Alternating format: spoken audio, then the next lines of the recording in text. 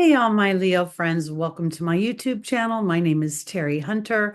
I'm an intuitive astrologer, and I'm here today with your March 2025 monthly horoscope.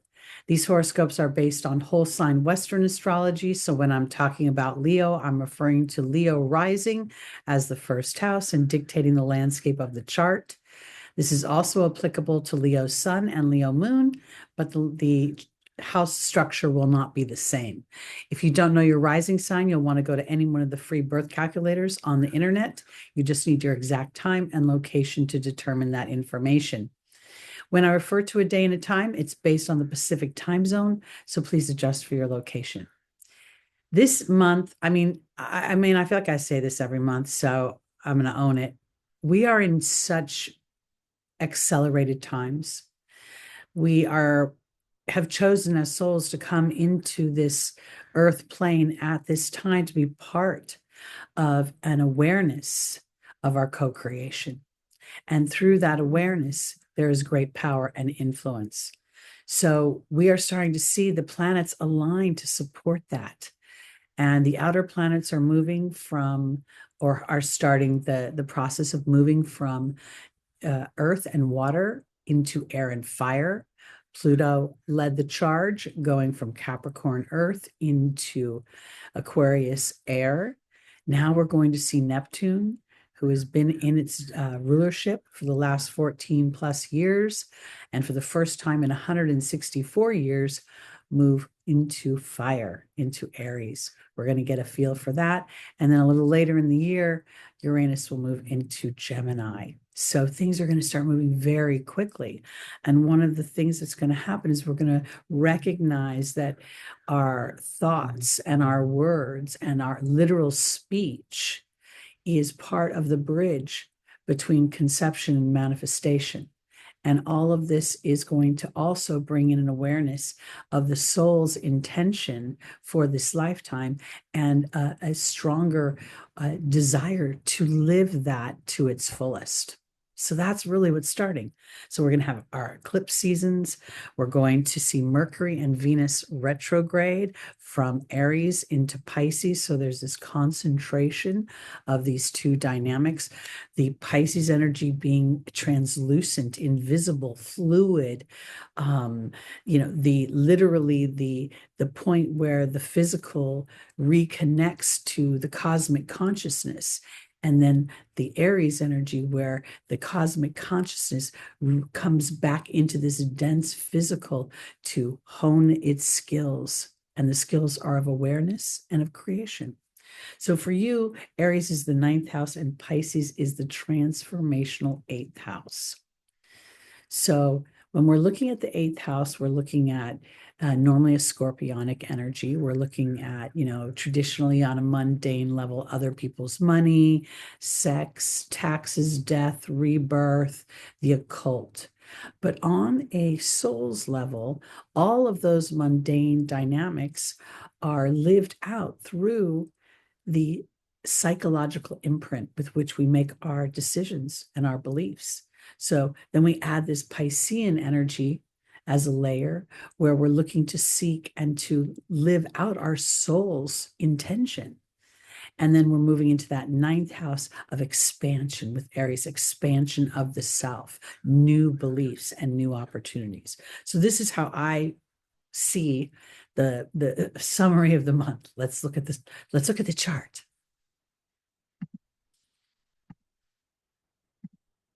Okay, so here's the first, and we can see the summit has begun. Technically in astrology, this is called a stellium. We have the sun, Saturn, Mercury, Neptune, all in the sign of Pisces. I like to think of this as a galactic summit, revisiting my soul's history in order for me to recognize my divinity within the dense human experience. Saturn has been going through the sign of Pisces, your eighth house, since late 2023, really with focus on building a strong communication and connection with your soul and the divinity within yourself, the intention, which is indicated within your natal chart.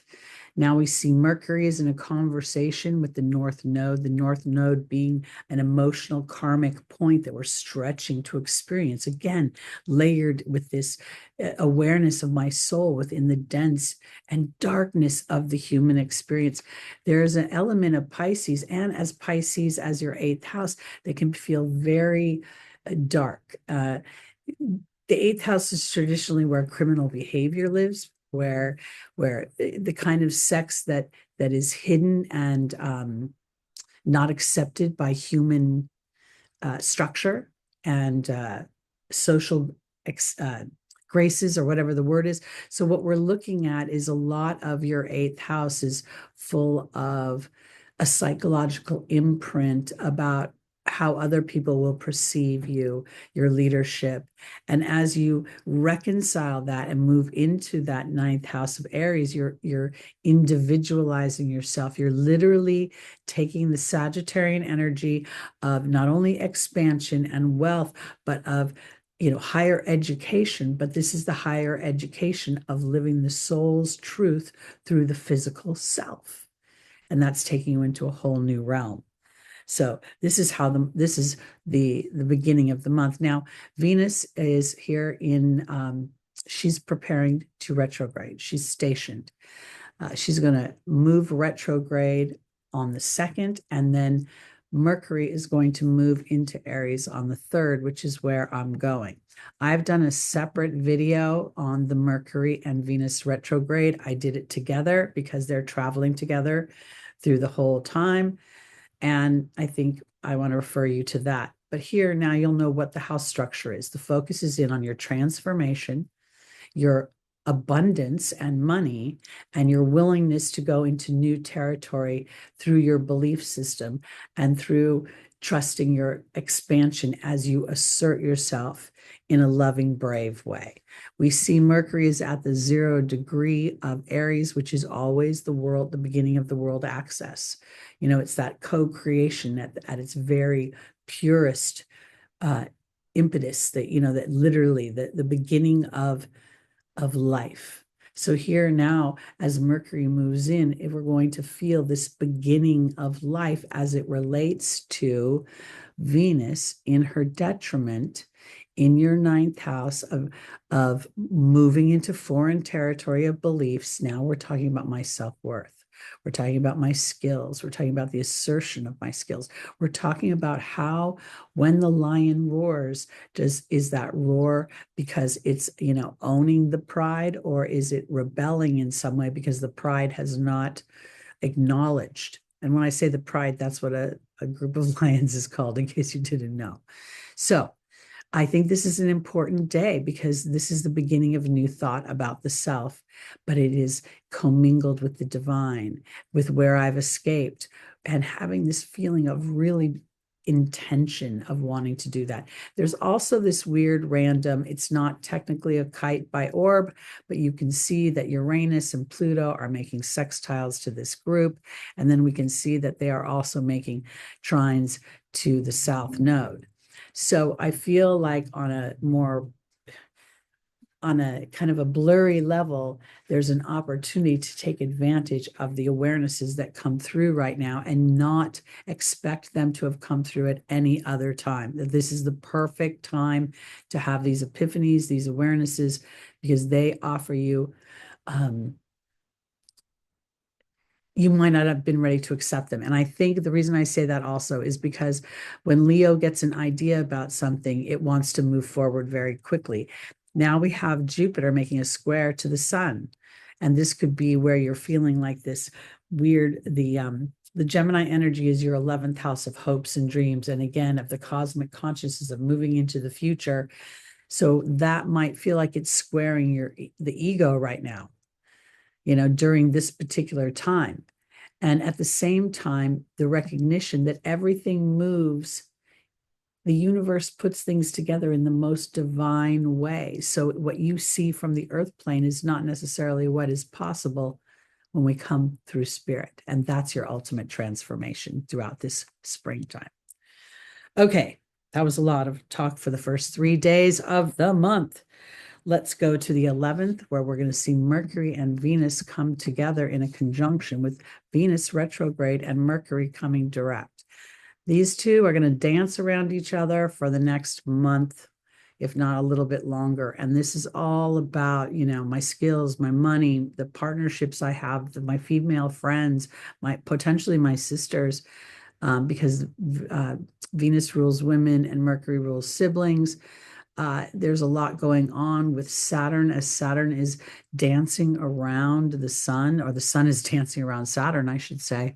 And Saturn is really, to me, they always say that the sun combusts whatever planet that it is around, but with the sun ruling you up against Saturn, I think Saturn kind of takes the cake here, because Saturn is like constantly asking you about your ego, and if you're sitting in your divinity, or if you are inadvertently, sitting somewhere else. Because if you can't move without the applause of the audience, or you can't move your story forward because you can't see how it's going to play out, or that this is the big lesson, because Leos are meant to come from their heart and having the courage to lead without knowing the outcome, but creating the outcome through intention and focus.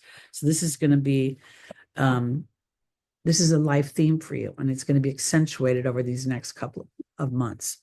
Let's look at our first eclipse of the year and of the season on the 13th. I'm going to do separate videos on this as well, because these eclipses are really teeing up Neptune and Saturn's conjunction later in the year, which is going to demand, and I'm going to say it like that, demand each one of us to recognize where we escape, where our fears have gripped us, and to put in the proper place our history, and to extract the wisdom of it. So here we have the full moon in Virgo.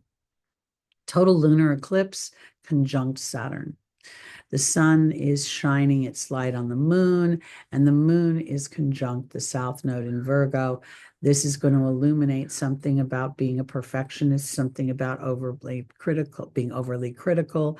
This is something about getting stuck in a certain process. Virgo is your second house of your skills, money, the way that you, the second house naturally rules possessions. It's eighth house, Pisces, Virgo, second house is a money access. The second and the eighth house. Now you overlay the Virgo Pisces energy. So somewhere in that Virgo energy, you could be restricted in some way. That could be very much where if you can't see it, you don't believe it. And this is the North Node really just pushing on you to transform into I'll see it when I believe it. And Saturn here is trying to illuminate the ego is being dented by your history in some way. And that is accentuated by the emotional moon and the 27 degrees of the nodal axis, which is the mercurial degree. And the moon, I absolutely believe the moon is the most important planet in the chart, because we are emotional creatures, and everything that we do is every thought we have is based on what we think emotionally. So I'm going to go to my grave tooting that horn. But again, I'm going to go into greater detail about the aspects of this eclipse, because it has a 6-month influence, which means over the next good portion of this year, Spirit has an opportunity to illuminate you repeatedly about the greatness within you and the leadership that you hold within you at a deep level.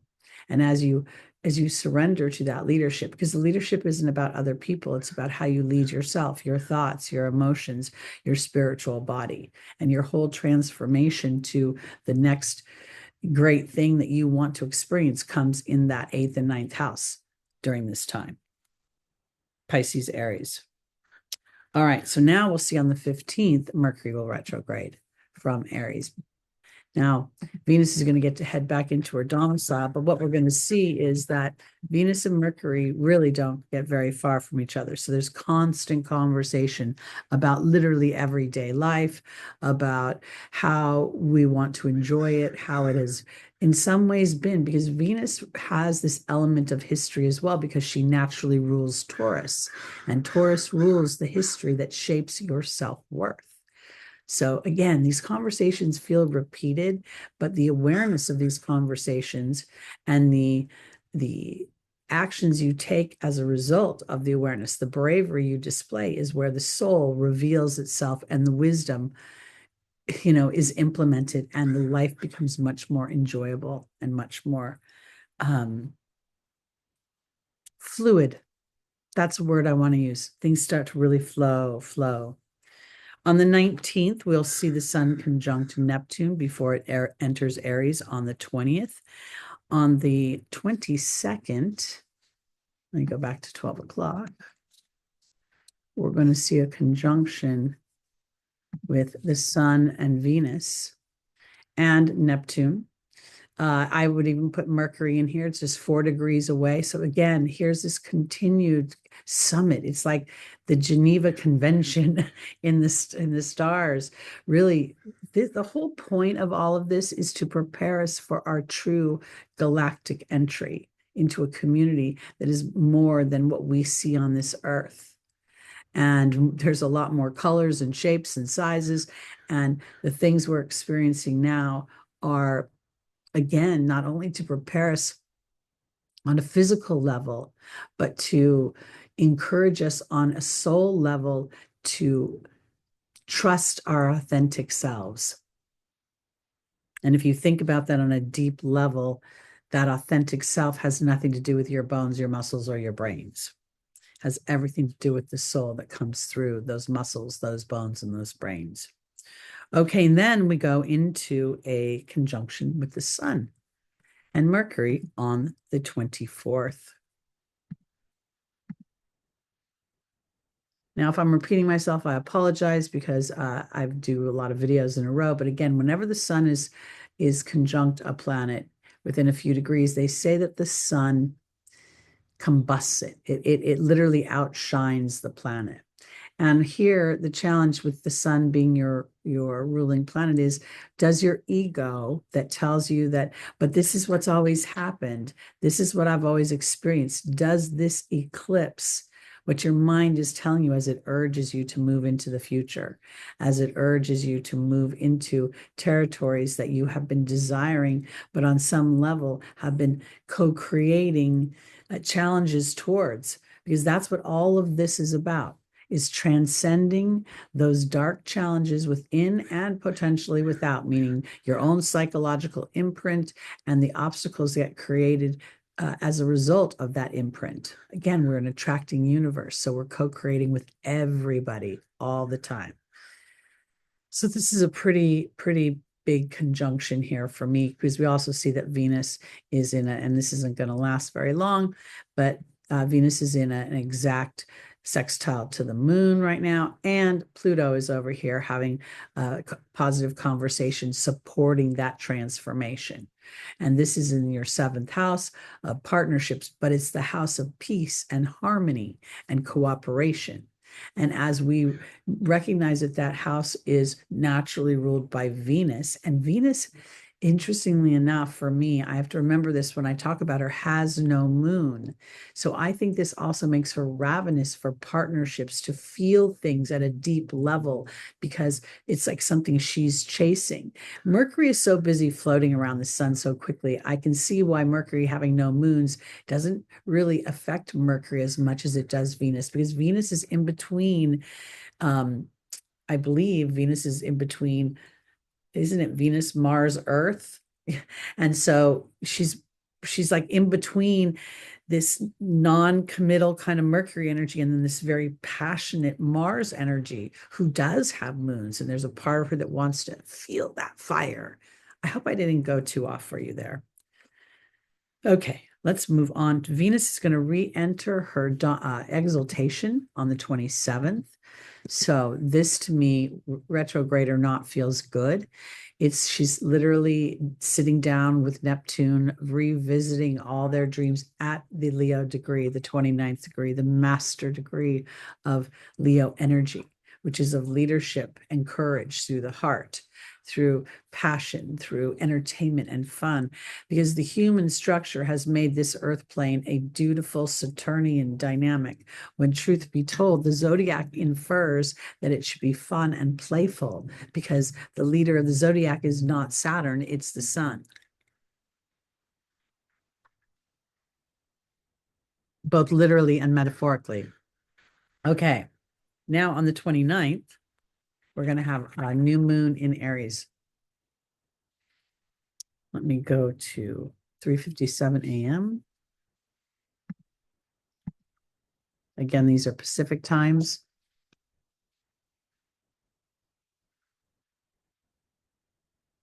Now, oh, I keep having to do it's 3:58. Come, let me get in there to get it exact. I think this is really interesting because at the time of the new moon, we can see that Mercury is retrograding back into your 8th house. We can see Neptune obviously still at 29 degrees. Venus has moved to 28 degrees, and the North Node is at 27 degrees. This is a Geminian degree representing my mind. The 28 reduces down to a 1. The 29 reduces down to an 11. So we've got this mind that ones represent the angels and spirits saying, be mindful of your thoughts. They're manifesting very quickly. And here's Mercury co-creating, even in retrograde, on the world axis, intending something for this new moon.